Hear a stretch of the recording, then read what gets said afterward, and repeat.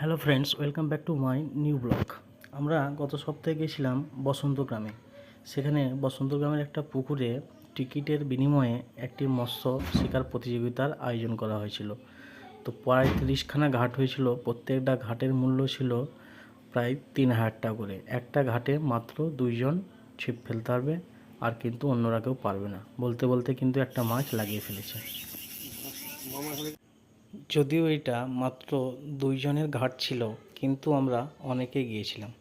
আমাদের মধ্যে কেবলমাত্র মাছ ধরতে জানে এরকম 2জন হলেন রবিউল দা এবং সাফিকুল দা।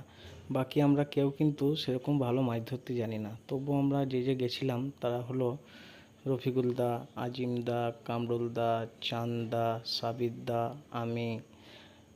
আমরা কেউই মাছ ধরতে জানি না, আমরা সবাই দর্শক।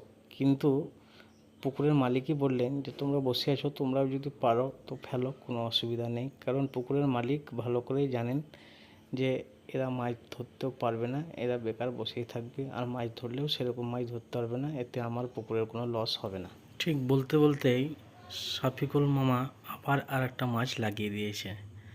দেখা যাক মাছটা কি। দেখে যতদূর মনে হচ্ছে মাছটা একটা ছোট সাইজের সাইফন মাছ, খুব বড় একটা সাইজ কিন্তু এর নয়। আমাদের অন্যতম মৎস্য শিকারী কামরুল মামা অনেকক্ষণ ধরেই চুপচাপ বসেছিল। হঠাৎ দেখি কামরুল মামার ছিপে কিন্তু একটা মাছ লেগে গেছে। দেখা যাক মাছটা কী মাছ বা কত বড় মাছ। ডাঙাতে উঠলেই মাছটা বোঝা যাবে। মামার খুব উৎসাহ, অনেকক্ষণ পর একটা মাছ লাগিয়েছে।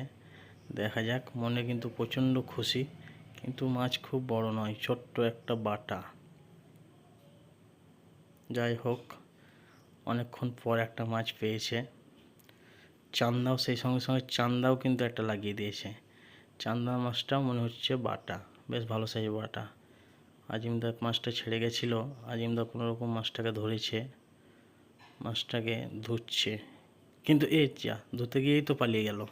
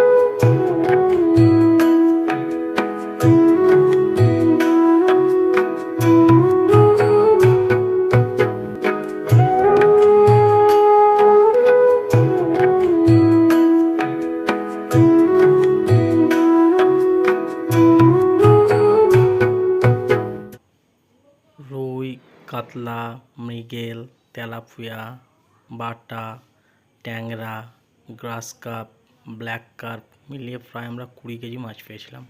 তার মধ্যে এই মাছটি সবথেকে বড় মাছ, প্রায় 2 কেজি ওজনের, এটি কাতলা। আজকের মতো বিদায় তাহলে।